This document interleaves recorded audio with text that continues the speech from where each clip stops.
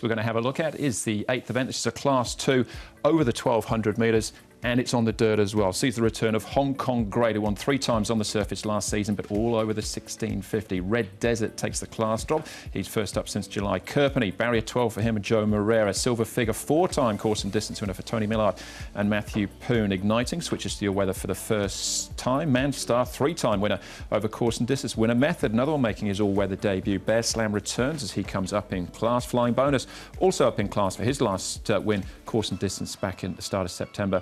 And Private Rockets, Alexia Bedell, eligible for a class drop here off a mark of 80, will jump from barrier number 7. Now, as far as the speed map for this one is concerned, well, Hong Kong Great would like to lead. That's what he's doing over the 1650 mark, but this is 1200. There's a bit of speed here too, Andrew, and Hong Kong Great from barrier number 1. He's normally pretty quick out of the gate, so he can push through. Flying Bonus led last time as well. And he races best in front. We the Southpaw is the other horse that likes to go forward. Igniting shows plenty of pace, but his starts have been iffy lately. Yeah, he's coming to the surface for the first time, but he does work well on it. Kerpenny could be the odd sock here. He's or need a bit of luck from barrier number 12. We the South to that degree as well. If We the South pushes forward and Flying Bonus pushes forward, we're going to get a good to fast pace. I think there is a lot of pace in this race, and a good to fast pace like that suits Silver Fig perfectly, because we know how well he can finish from back in the field. Yeah, and Hong Kong Great might be part of that speed battle as well. So let's start off with him and hear from his jockey, Sha Tin. Karis, you ride Hong Kong Great for Danny Shum, arguably the best all-weather horse in the SAR, certainly on ratings anyway. He trialled the other day. How did he feel that morning? He felt good. Of course, he enjoyed the all-weather track, so he did it pretty easy. I was surprised how well he handled the dirt, so now I know why he's won his races so comfortably now. He's obviously got some class. He's a dual class record holder over 1650 on the all-weather. How do you feel about the 1200 metres, because his victories have come over a little further?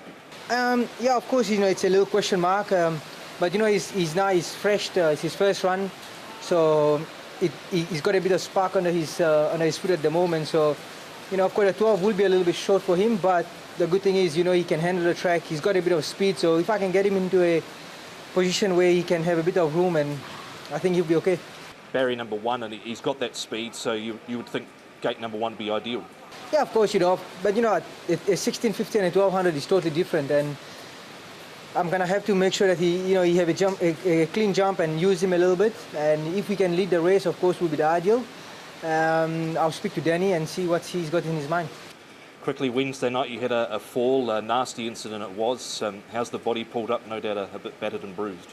Yeah, of course, it's not a good thing to happen, but I'm okay. I just got a very sore shoulder and stiff neck. The club's doctor and everybody has looked after me pretty well in the hospital, and we checked everything, but there's no tissue damage or anything. It's just muscle sore, so I can pull through it. Oh, it's great news that Karis is back riding again. You've got to look at the weather. It's absolutely pouring down. That was Friday morning at Sha Tin. We saw that was a course record time he ran as well, Paul, in that little package, 1:36.15. But again, that's 1650. This is 12. Yeah, like the slot might help him though if it is a bit of rain and it is a wet, slow track, because look, he just keeps going. He's got a high cruising speed and he really enjoys the surface. So I wouldn't be surprised if he gets away with it fresh over 1200. I thought the same thing. Even with 133 pounds, barrier number 1, he's just going to run all day. And unless something's got really high swoop speed, maybe like a Silver Fig that could knock him off, he's going to take some beating, just on the way he runs on the track. Yeah. Very excited to see him back. That's Hong Kong Great. What about Flying Bonus then? Let's have a look at him, because he's one of these possible horses that might be up on the speed as well. Paul, can he make it tell? Yeah, he's the one that could make it tough for Hong Kong Great, because we know he likes to go forward, and he comes in with a really light weight as well. Barrier number 5, so he is a last start winner over the course and distance, and with this light weight, I think he's going to make it a little bit tougher for Hong Kong Great. But look, if Hong Kong Great, we know he's got that cruising speed. If they do overcook it, as Mark said, it's going to set it up for something towards the back. Didn't have him in. He's going to be there for a long way, but I just thought the field this week, and obviously being a Class 3 in that race, going up to Class 2 this week, just might be a bridge too far for him in one jump. OK, some turf form to dissect as well, Mark, because Winner Method, who finishes third here, makes the switch onto the all-weather for the first time. The other horses to note, We the South, who runs fourth, Private Rocket in seventh, and Zarsun, he'll be happier back on the dirt surface. Absolutely, yeah, loves the dirt, doesn't he? This is 2 starts ago for Winner Method. He's been around the bend since then and was only fair behind Trillion Win, beaten 5 3/4. They tried the cheek pieces that day, and Denny's taken them straight off here. He's going to be a winner drawing barrier 2, Paul, because he can drop straight to the rail and just watch it all unfold in front of him. So he's certainly in the top 4. Yeah, same. I agree with you. With this really light weight as well, he's going to carry Jack Wong aboard barrier 2. He should get a really nice run. Look, this was the first time he was out of the top 3 Winner Method. Not this race, because he did finish nicely when they went round the bend. But he works well on the surface. He's by a deep field, and we have seen that progeny go well on the surface in the past. Super wealthy winning that race as well. He came out and won the feature race last week. Who have we got here now to have a look at? It's Kerpenny back at the trials, Paul. Yeah, look, the draw is awkward for Kerpenny. We know that he has gone well on the surface in the past. He's only had a couple of runs on it, has been placed. But from barrier 12, it just looks a little bit tricky for me. I snuck him in the top 4 just because, maybe on reputation more than anything. A couple of trials behind Excellent Daddy, who we see later in the program. He also trolled up and ran second behind Hong Kong Great. If they do speed right along as anticipated early, there might be an opportunity for him to slide in and get some cover through the run too. All right, Bear Slams, another horse returning here, Mark. He's another horse with form over further, but I thought it was quite a nice trial from him. It was, and he's got a very good fresh-up record too. He's had the 6 starts first up for a couple of wins and a placing. The concern is his record at the distance, Paul. 3 starts for nothing. Comes into this grade where he has had 9 starts for zilch, so I'd prefer him down a grade. Yeah, I agree. Yeah, I think, if he drops a grade, I think that's probably better for him, yeah.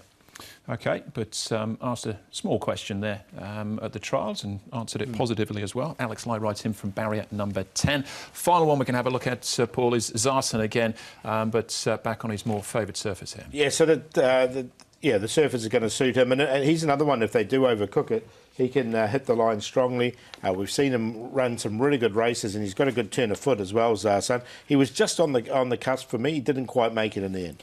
Yeah, it wasn't far off either on my selections. He ran second behind Willpower on this surface in what was 2 starts ago for him when he last raced on the dirt.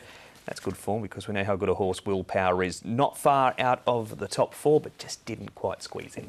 All right, OK. Well, there's a few of the clues for you as far as this 8th event is concerned. Private Rocket, 2.3 money back, Paul. Would you take that? No.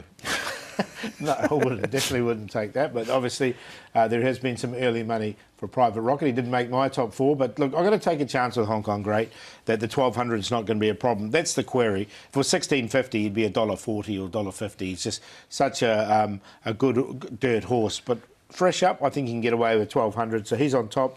Winner Method, he considered just behind him as well, coming to the surface. Now, if anything goes wrong, I think these 2 horses can capitalise because Silver Fig has got a really powerful finish and he's a 4-time course and distance winner. And Igniting, who's coming to the surface for the first time. But look, he's another really consistent horse and he's really trialled well on the surface in the past. There's a lot of money for him last time as well on the turf. So I've got him in there for 4th. End up with 1, 7, 4 and 5. Same top 3 as Paul, and then a different one for 4th. Hong Kong Great goes on top. He'll be in front for a long way. He'll be on the speed. They'll be running along, and he will keep running all day. It's just a matter of if something with a quicker turn of foot, one of the sprinters can run past him. Winner Method's going to be in the perfect spot to do that. Silver Figs won 3 from 6 first up and placed on one other occasion as well. And he'll need Duck Kerpenny, but it is Marira and Found, so on that he goes in the top 4. 1, 7, 4 and 3 in the last. Yeah, 1 and 7, my cue as well. But I'd actually go with the 7 to beat the 1. Winner Method switching to the surface there. But expect that market to change as it develops as well. That's race number 8 then.